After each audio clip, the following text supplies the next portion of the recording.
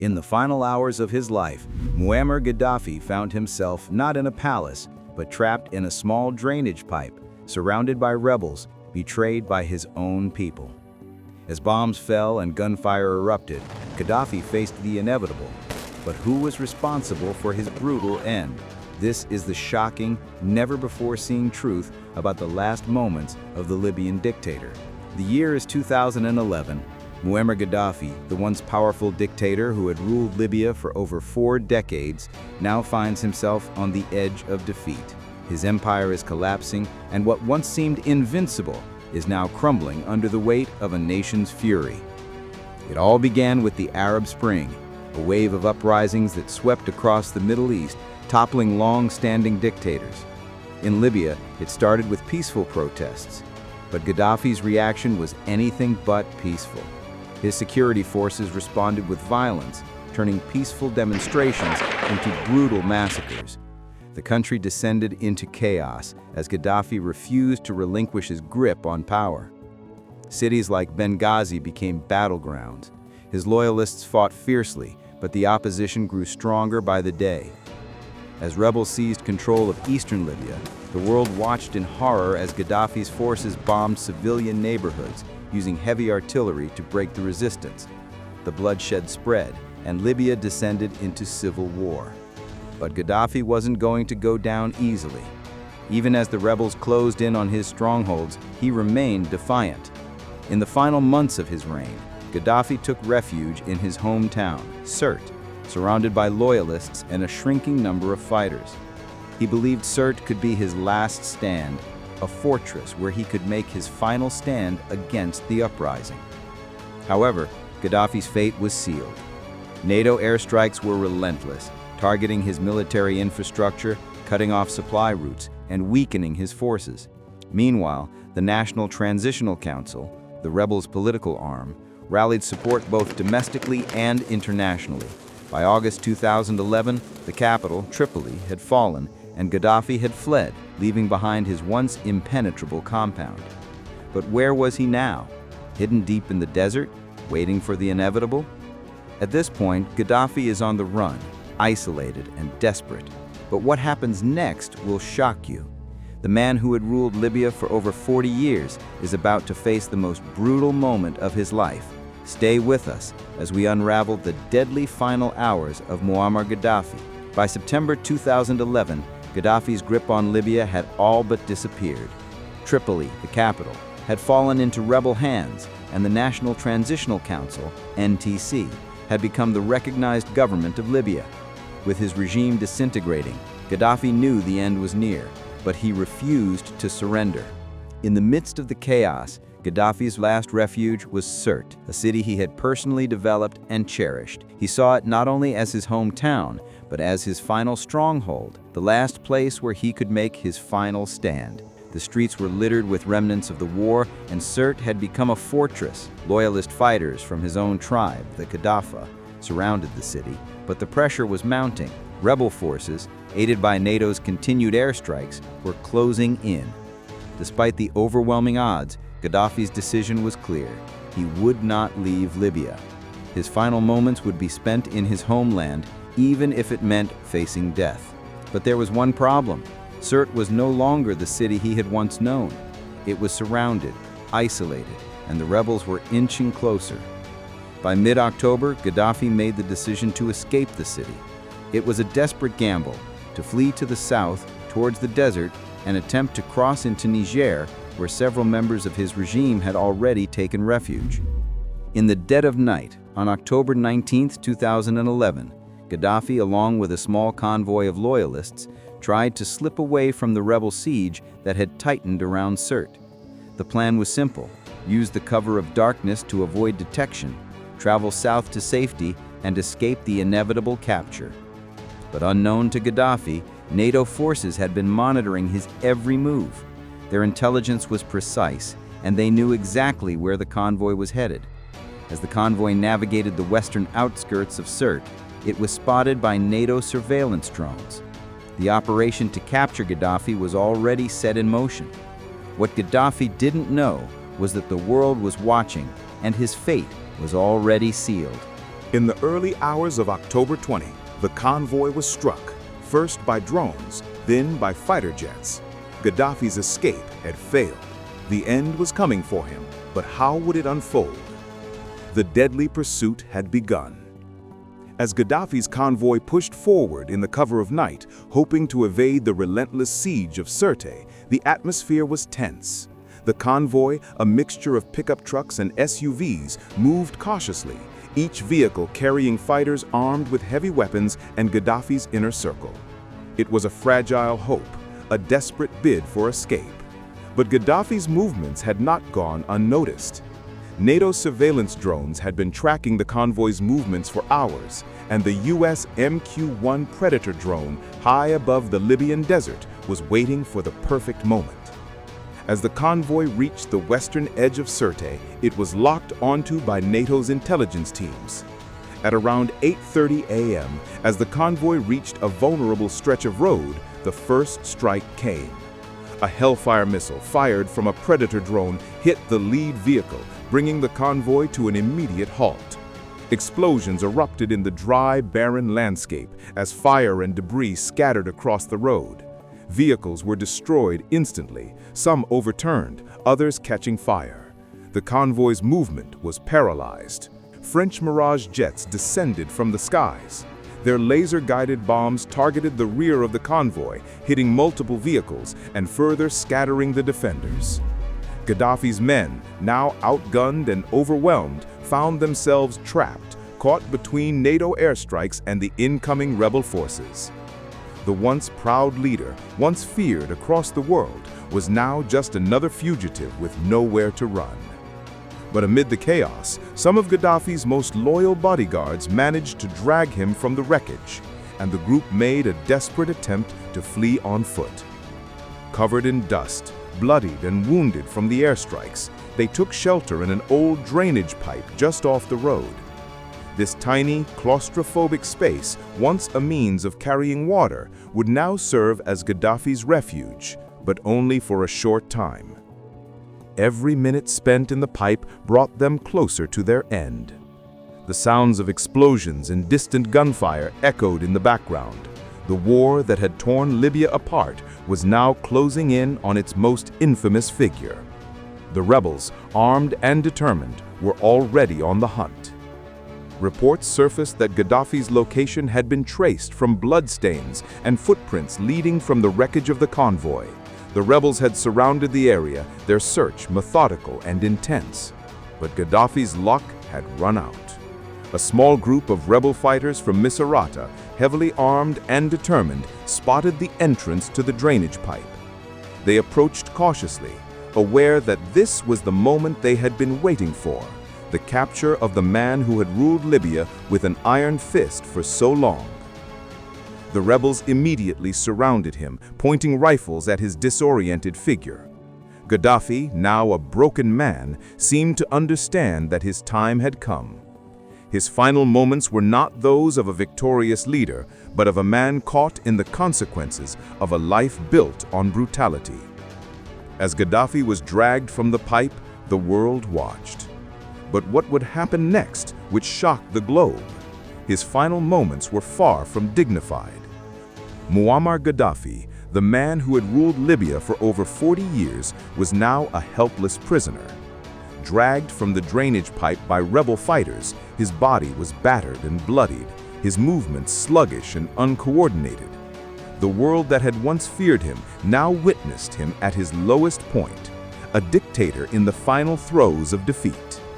The rebels, armed and determined, shoved Gaddafi into the back of a pickup truck. His bodyguard, loyal to the end, struggled to protect him, but it was futile.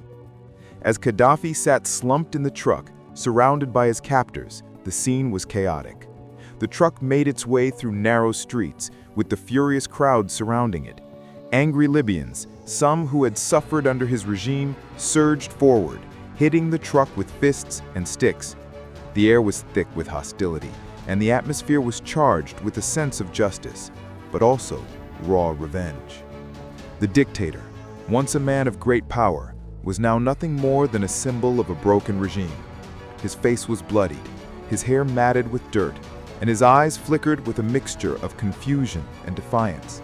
The crowd jeered at him, shouting insults and cursing his name, but there was no mercy.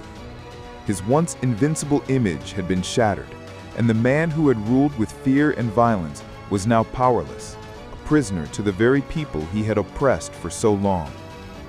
As the truck continued its slow, painful journey, more fighters crowded around. Some jumped into the back to get a closer look at the man who had brought so much pain to their lives. It was a moment that symbolized the fall of an empire. Gaddafi, stripped of his power, was now a spectacle for all to see. A man who had once made the world tremble, now reduced to a broken figure, dragged through the streets by his own people. But what happened next would take this already chaotic scene to an unimaginable level. In the back of the truck, Gaddafi's life hung by a thread. His captors were furious, but what happens next will shock you. Was this the justice Libya had waited for, or was it something darker? The truck carrying Gaddafi bounced roughly over the uneven streets of Sirte as it made its way toward the rebel checkpoint. The crowd surrounding the vehicle was growing more violent by the second, fueled by years of pent-up anger and resentment. They had suffered under his rule, and now they saw their chance to make him pay for the lives he had ruined. Inside the truck, Gaddafi slumped further, barely conscious. His face was bloodied, his eyes wide in fear and pain. It was clear that the man who had once commanded such fear and respect now had no power at all. He was a figure of hatred, a symbol of tyranny brought to his knees by the very people he had crushed beneath his iron fist. As the truck continued its slow journey, the crowd's rage reached its peak. Some of the rebels climbed into the back of the truck to get a closer look at their former dictator. Gaddafi, barely able to move, struggled weakly, trying to shield himself from the blows. His bodyguard, still loyal, made a last-ditch attempt to protect him, but it was too late. The crowd surged, and soon Gaddafi was at the mercy of those who had once feared him. The atmosphere was chaotic. Some rebels began hitting him with sticks and the butts of their rifles, taunting him with insults. They spat on him and cursed his name, their anger reflected in every swing. Others tried to drag him out of the truck, pulling at his clothes and hair, trying to bring him down to the ground.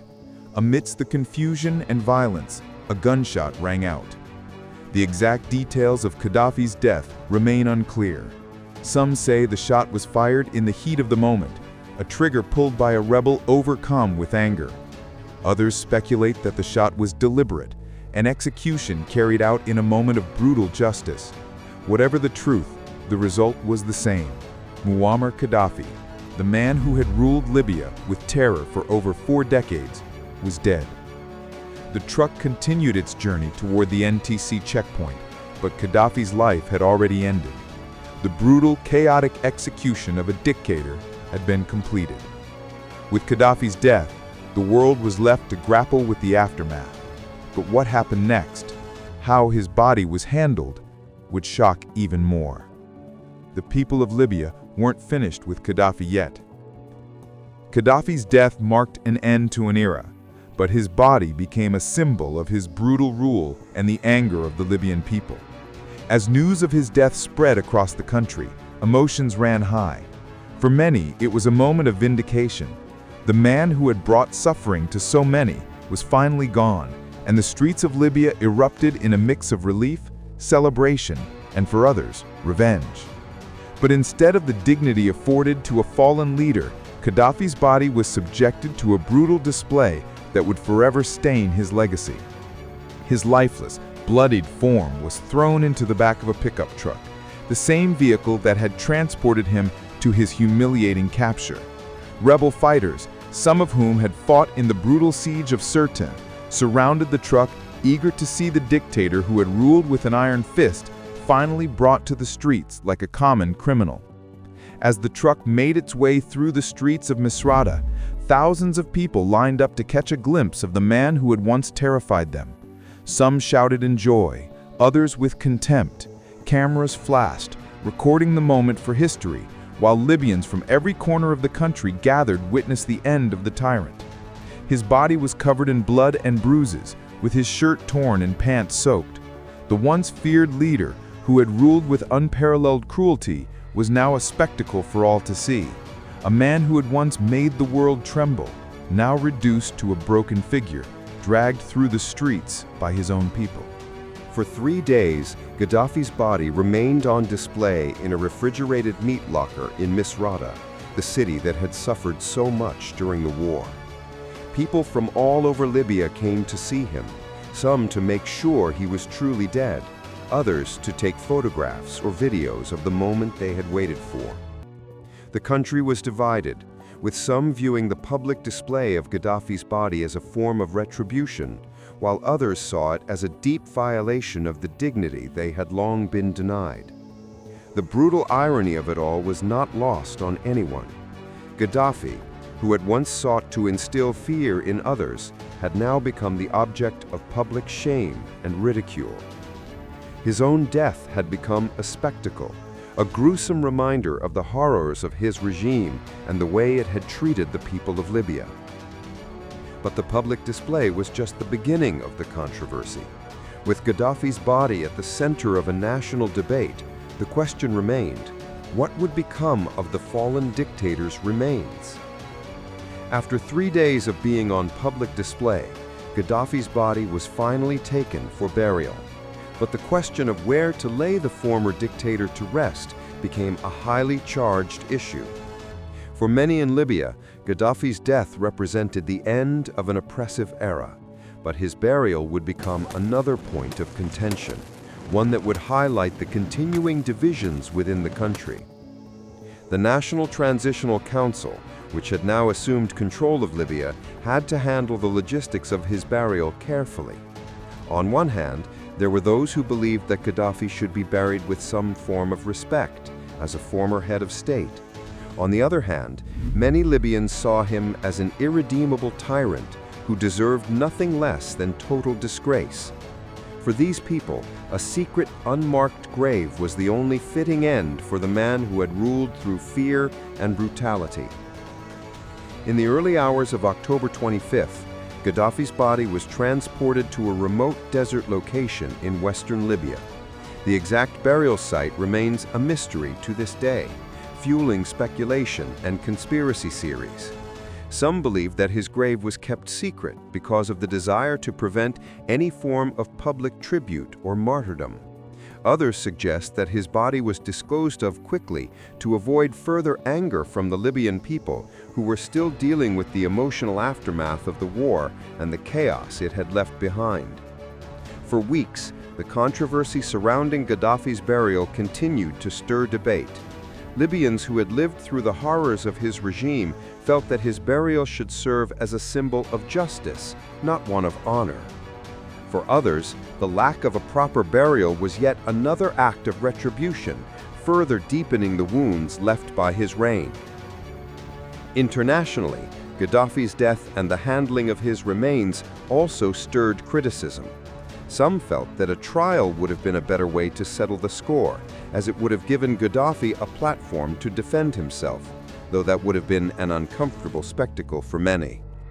Ultimately, Gaddafi's burial, as secretive and controversial as it was, became a final act in his tragic saga, one that continued to reflect the violence and turmoil of his time in power. With Gaddafi's burial shrouded in mystery, the true legacy of his rule still lingers. As Libya moved forward, would the scars of his dictatorship ever truly heal? And could the nation rebuild? Or would Gaddafi's shadow loom forever over their future?